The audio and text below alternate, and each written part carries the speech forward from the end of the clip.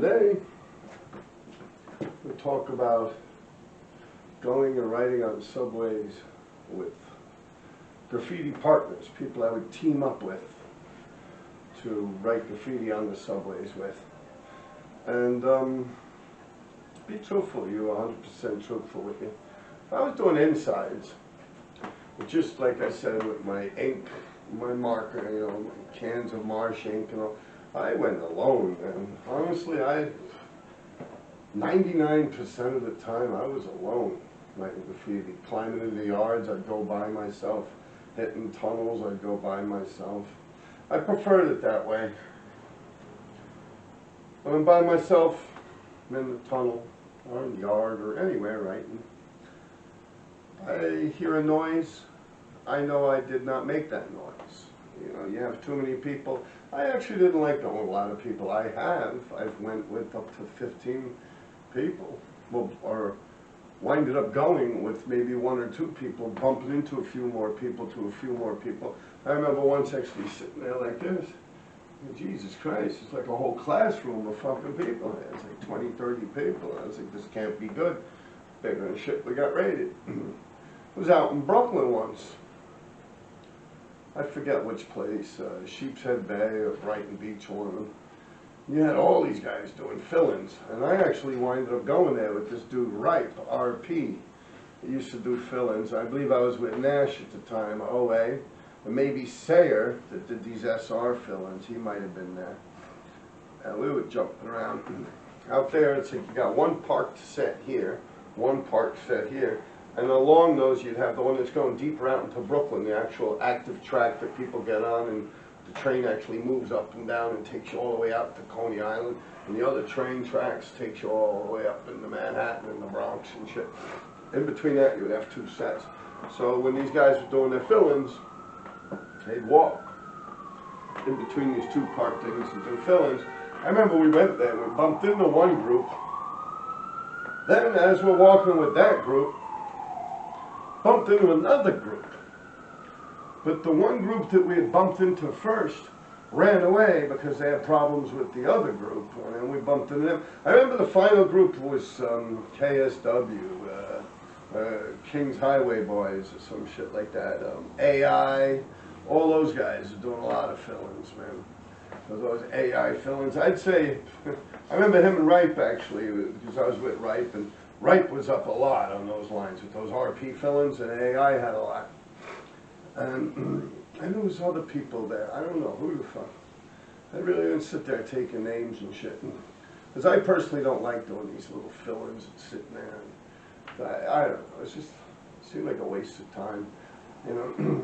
Nowadays, I kind of do regret that, because a lot of the footage that's taken, all the pictures that are taken of the outsides of the trains, a lot of these people got their fill-ins in a lot of pictures, so it's kind of got archived, like proof that they existed, I guess. Whereas when you did the insides of the subways, not many pictures of that floating around, you know. But I did that shit hard enough to burn it into people's heads, and you know, there are pictures out there. There's actually a few movies that were made where my tags came off in the movie, like Frankenhooker's one of them. It's this Frankenstein prostitute hooker. She's jumping around and shit. I got the insides of that. It looks like an old 6 train or something. But I don't know, by the telling by the writers, it could have been an N or an R or something. So yeah, I like to go by myself when I'm just doing tags on the insides. By myself was always my best bet. If I was doing big blockbusters or something, I'd bring 1 or 2 other people with me, maybe.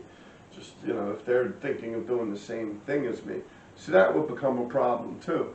These guys run around, they do a bunch of fill-ins. Now, if I'm going to do the outsides, I'm going to do the whole side of one car. I'm not going to sit there doing 50, 60 fucking cars, man, like doing these little things. I'll go and do one fucking huge whole car. I'll dump all my paint out on one car, maybe 2 cars, maybe a whole car and a top to bottom down on a different set somewhere, you know, or maybe even on the opposite side of that, so I know that's the same train. Whenever I see one side, I know on the other side what's on there. But other than that, yeah, now picture this, I'm doing a whole car. Back then, you had paint that would write maybe this fat, with a fat cap on it, writing like that. It's something you guys would probably consider a skinny cap or something, but I know nowadays they got skinny pack caps. It's like a fucking Sharpie marker. That shit's incredible. But back then you didn't really have all those options. You had something that could write like this. Now sometimes these testers cans, these little cans, which are pretty much useless unless you get like one can of white just to do a bunch of shines or something like that. But you know, as far as it goes, we're covering a lot of this shit. They were good for people that were doing pieces like burners with real pretty colors. They could have a couple extra colors in there with these little testers. But sometimes these testers would have pretty cool caps on them. It would write fatter, a little fatter. If not, you get an after, maybe it'll write like that, you know? So you got to sit there and fill in something that's about 40 feet long, 50 feet long. I forget the actual size of the sub, but you're filling that fucking thing in with something like this. It's basically like a 3-inch fucking paintbrush, man. You know? So now imagine me sitting there with all this silver paint doing this. Now these guys could be blocks away from me at this point. They could literally be 2 blocks away, causing trouble, getting raided, getting in trouble with the police or something, or beating up someone that's down there like another graffiti writer. And there I am, doing my thing. And they get chased. It's happened to me. This has honestly happened to me. In both situations, they robbed a bunch of graffiti writers all the way down that way. And those writers come running up towards where I'm at, screaming, and I'm like, yo, man, what the fuck, man? Meanwhile, I just dumped down about 15 cans. I got another 10 cans to dump on there. Normally a whole car, if the odds were not in your favor, would take anywhere from 23 cans, 27 cans. I could pull it off with 13 cans, small cans. But anyway, you dump out that paint. Now, you ain't buying this shit. You got to go steal this shit again. So now I got these guys running towards me after my friends robbed them down there. They just come running by like bats out of hell, yelling and screaming with no regard for safety or no regard for their own like well-being as far as it goes with being captured or being arrested. As a matter of fact, they're probably actually looking for police to help them, you know. Anyway, they're running by me, blowing the place. The place sucks now. I gotta go. I gotta leave what I started behind just because these guys stole $4, I believe it was. $4 or some shit like that. $5 and a couple of fucking cans of spray paint. You know, now my fucking, you figure what, I don't know how much paint cost back then, $2.50 a can or something. I didn't purchase it, but I sinned my soul for it. I steal this paint, and now I gotta leave my thing behind, not finished. You know, okay, bye-bye, and I run. So I really didn't like going with other people. There's also been times where I would do a whole car, sitting there, top to bottom, bigger and shit. Cops come, because they're down there fucking around with the lights and the loudspeakers and shit like that. That was actually my boy JJ. RD357 has done that to me. He got bored, he was sitting there, he brought 1 or 2 cans of paint with him, finished the shit within 20 minutes. I was maybe a half hour into my thing, pretty much filled in completely, doing some shine lines on it and shit. All of a sudden I started hearing, pick it up, 1, 2, break. I'm like, the fuck? You know? It's like, yo, it's blasted right out the subway. I'm actually writing on it. You know, and I see him fucking with the lights, flickering them on and off. But I love John. John Zavolis, man. May he rest in peace, man. That was one of my best friends. But he kind of fucked me up. He doing all this shit, putting the lights on, turning the lights off and shit. Bigger than shit. They see this from 5th Avenue. This happened under Central Park. On 5th Avenue, the police just happened to be on the fucking catwalk or something. But they see all this crazy shit going on, lights blinking on and off, loudspeaker shit. Then he started yelling on the loudspeaker, shit damn motherfucker! Shit damn motherfucker! Shit damn motherfucker! Bigger than shit, the cops come in. I'd leave my thing half dead. I thought I actually got all my paint. I knew that was going to happen.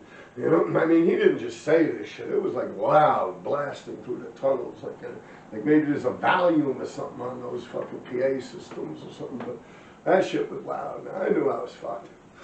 So I just at least tried to make it say RD.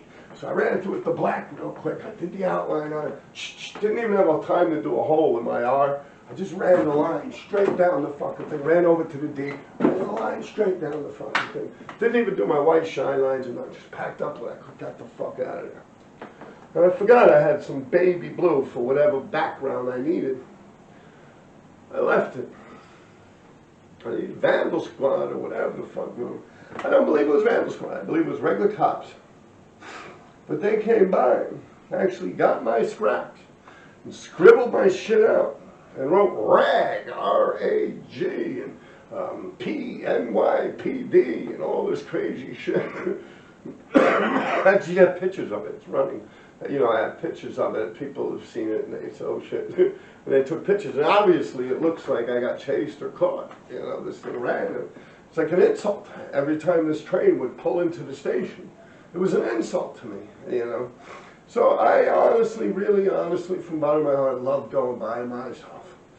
Now, with the exception to my man Lace, he's the guy that got me into all this shit, probably, pretty much. Well, my brother and him, I mean, my brother, of course, introduced it to me, and Lace is the person that kind of showed me the ropes, I guess would be the way. Took me under his wing. Now, he was good. He knew his shit, and he was real quiet. And, I mean, me and him could go on writing and writing. Hours could go by without us saying a word to each other. The only thing I might say to him is, yo, Joe, you got another cap? My spray paint cap got clogged. That's it. Yeah. No, I don't have one, or yes, I do. Go back to work. Like when it was like, he went down like a militia type mindset, you know. So I really enjoyed doing that shit with him. He was good. He was good. Everyone else, it was just kind of, I was just going to have a good time. Like I said, I go, and a lot of people showed me a lot of good places, so that was important. But as far as it goes with me, my own personal preference, I prefer to do the shit by myself. You know, and I know, like I was talking in one of my other videos, I used to bump into Paul Listic. My man Paul, he used to always be by himself. I never ever, and I bumped into him like over the course. My graffiti career on the subways lasted like 7.5 years, maybe 8 years, because I was hitting clean trains too when they first started buffing them in '89. I kept going to about 90, 91. Of course, not as hard. I tested the water. I would do something, see if it lasted. I would do, I did dead people I knew that passed away. I remember we did a roast, whole car, and they buffed it really quick. I don't even think the thing ran.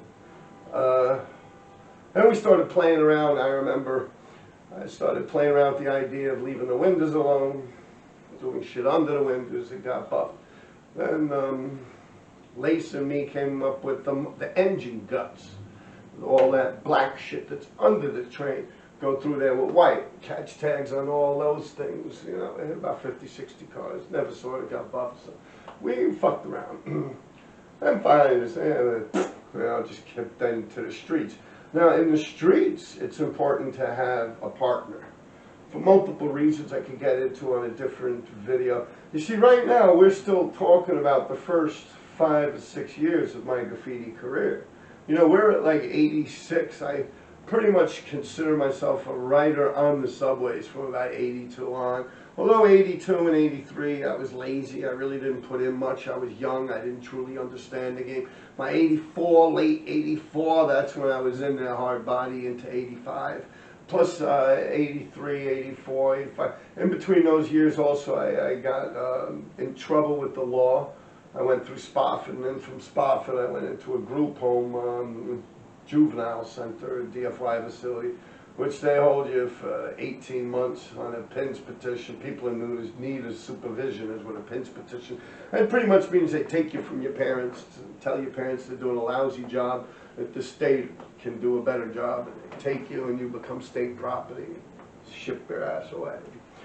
18 months I think was the maximum amount they could hold you on, something like that. You know, so I got in a little trouble with. Other than that, like I say, in the streets, it's very important to have someone to look out for you. Although I've come comfortable with streets by myself, most of my streets, every single fire hydrant was by myself. You know, if all of them fire hydrants weren't by myself, I'd be with my dog most of the time. The dog was perfect because the fire hydrant, the dog, you know, they got a connection. Dogs piss on fire hydrants. It's not unreal for the owner of a dog to be standing next to a fire hydrant with a dog, you know. But, yeah, doing the trains, yeah, definitely 1,000,000%, and definitely I love being by myself. doing insides by myself, top to bottoms by myself, whole cars. Whole car's a little tricky because I know I'm going to be there for a while. So I would like to have someone with me, someone like JJ or something like that, just to keep me company, you know, because when you're doing a whole car, it gets tiresome. I like to stop. Once I get the whole thing filled in, and you don't have much space. You see, here's the train, you're on the catwalk, and the wall's right here. You got to go like this. So I like to try and get somewhere in the middle of the train and actually lay down on the catwalk like this and just try and look up and make sense of it. Is both letters the same size? Is the R look stupid? Does it look okay? The bubble, the legs, the proportion of it. And before I throw the outline on, I like to sit there. It's okay. You know, I'll wait a few minutes because, you know, your fucking fingers start getting tired and they hurt from them little caps too back then. They ain't got all this fancy fucking, what do they call it, PPE shit now, you know, where it's like all ergonomically correct so you can't hurt your fingers and shit. Back then, it was just like fucking, it hurt after a while, man. You rest your finger up, smoke a little marijuana, snoop around, check the place out, make sure nothing has changed in your environment. You still got the same situation going on. There's not cops coming sneaking up on you, other riders or whatever. You can give it a couple more minutes, maybe 20 minutes or something. And I'll go back over and start on my outline. You know, the whole side of the car. Bring my 3D in, do some shine lines on it. Whatever's left in the back of the car, which normally I have it where the only space that would be a background that's not part of my letters or my 3D, pretty much be in the middle, in between my R and my D. There'd be a little space there, and then at the end of the train would be here. My D would go like that. So I'd put a little blue here, a little blue there or something, you know. That's it. Very simple. But it would take some time. And it'd be boring sometimes. So yeah, I would like to have someone there just to keep me company. I'll tell you, man. I remember this dude, Dover, Orlando. He's got some career. Dover, BF, he rode a crew. He was down with me, 357 for a while. Then he went hanging out with JA, and then when we were bad off, man, people started getting... I don't blame Dover. A lot of us got murdered. A lot of us got charged with murders and shit. You know, we were all drugged the fuck up, man. Crack hit the streets hard, man. We were in that game deep, like, you know, the shit got crazy. So I get it. He left, and he went over there with JA and them for a while. Then he left them and started his own thing, and then towards the end, just not too long ago, I met back up with him. I've known Dover, I swear. Dover, when he wasn't even writing graffiti, the reason I'm mentioning this, dude, he must have been about 9 fucking years old, 10 years old. I remember me, Lace, JJ. We would bring him to the fucking layup. Fucking child, man. Child like this. At this point, I'd probably be about 19, 20. If I can do maybe 10, 9 years old. JJ would be about 17, 16 or something like that. Andrew would be older than me. He'd probably be in his 20s at that point. Hey, yo, we had a dude like 9 fucking years old, man. He'd be hanging out with us and shit. He looked so small. I'd tell him, yeah, come on, man. We'd bring him to the train and he'd lay up. And I remember to park 2 sets like this. In the middle of the 2 sets would be a wall with little holes in it, and you could go to the other set back and forth in 2 sets. So I'd have him sit at the front of the set of the train that we were doing whole cars on. I was doing a whole car. Lace was doing a whole car. JJ was doing the top to bottom. Actually, there's pictures that circle around. Ghost actually crossed that one out. No, that was a different one. But the same exact thing, but he crossed out a different one. It came later. That was later on when I had problems with Ghost. But yeah, same exact style of thing as that one, but it wasn't that one. It's just, I would do the same thing over and over again, like a big blockbuster.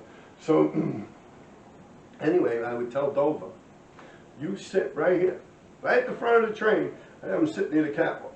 I'd be like, now, if you see any cops coming, as soon as you see them, don't let them see you. You come over and tell us. Because the place was hot. This place was kind of burnt at that point. And I'd go up to him every so often and talk to him. You all right? Everything good? Yeah, I don't see no one, you know. I'm bigger and shit. Finished with my shit. Lacey takes his time because he gets all these weird colors into it and cracks, and you know, he turns it into a piece of art, you know, more or less a nice whole car. You know, me, I'm just smashing it on there just to get it out there, let people see it. You know, I'm more into it for that reason. He was actually like trying to perform a piece of art. Yeah, well, he was performing a piece of art, actually. Lace is very underrated. You know, and that's what I mean by people in this art world making a lot of money off stuff. And you look at Lace, man, he's up there with the big boys, man. That dude, I physically stood in front of him when he's done about 15 fucking whole cars. And he's done maybe 10 or 12 whole cars without me even being there. He's done like whole cars with people like KK. He's done a lot. Sash, he's done a lot with. He's had a lot of people that he's done a lot of whole cars with.